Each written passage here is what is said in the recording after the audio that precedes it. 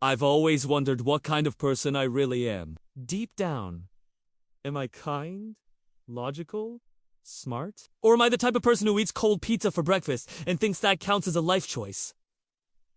The only way to know for sure is with science. And by science, I mean answering a bunch of completely ridiculous questions that will definitely expose my true personality. If you agree with me, congratulations, we survived together. If you don't, then you're probably smarter than me, and I'm already doomed. So let's start with the first strange decision. Would you rather fight one horse-sized duck or 100 duck-sized horses?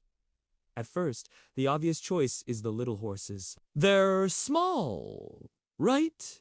Easy to kick away? But then you remember, there are 100 of them. Imagine 100 tiny horses charging at you, biting your ankles, climbing your legs like an army of angry puppies. You'd be screaming while a swarm of hooves knocks you over. On the other side, the horse-sized duck. Ducks are already mean. This one has the strength of a horse. It could pick you into the next universe.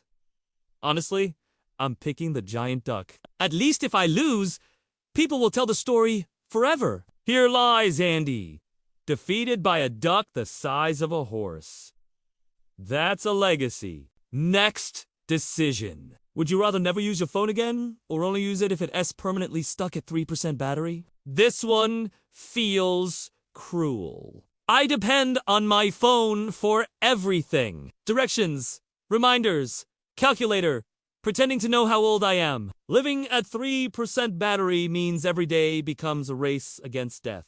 Imagine trying to call for help, and the phone just shuts off. You'd live in constant panic. But no phone at all. I don't trust myself to survive without Google. I'd probably forget how to spell my own name. So yes, I'll take the permanent 3% panic. At least it matches my soul. Now, here's another one. Would you rather be stuck in an elevator for 24 hours with your boss or with your dentist? The boss option means endless small talk about team synergy, while you both slowly run out of snacks. The dentist option means 24 hours of judgment. Oh, you don't floss every day? Sir, we are trapped. I'm not flossing now either. Personally, I'll take the dentist. If I'm going to die in that elevator, at least my teeth will look great when they find me.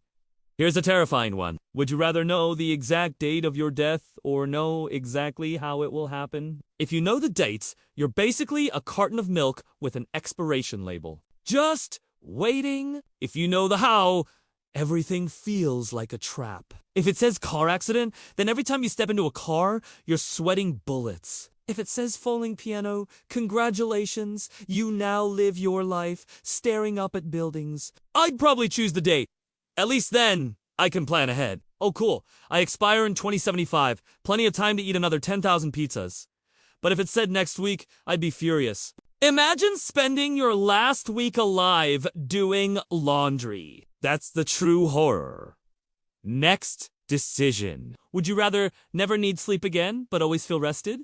Or sleep as much as you want, but always wake up tired? At first, never sleeping sounds like a superpower.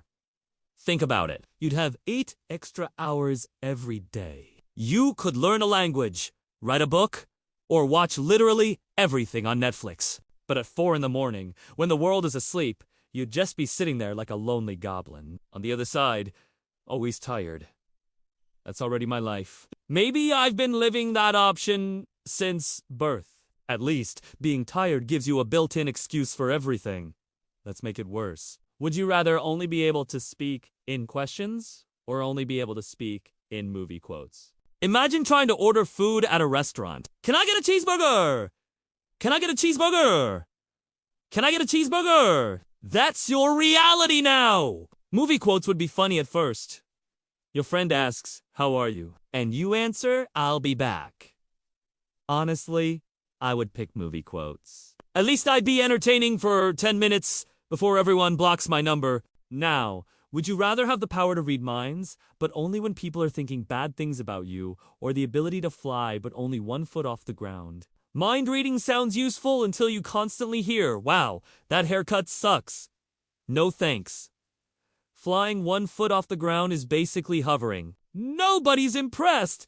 Look, I'm flying. No, You look like a Roomba with anxiety. But honestly, I'd take hovering. Because if the world ends, at least I can float dramatically into the apocalypse like a majestic idiot. But wait, here's one more. Would you rather swap lives with your pet for a week or swap lives with your neighbor for a week? Living as my pet sounds fun at first. Nap all day, eat snacks, 0 responsibilities. But then you remember, pets can't Google things.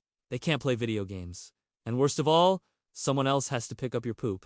On the other hand, living as my neighbor, I'd probably just water their plants wrong and ruin their Netflix recommendations.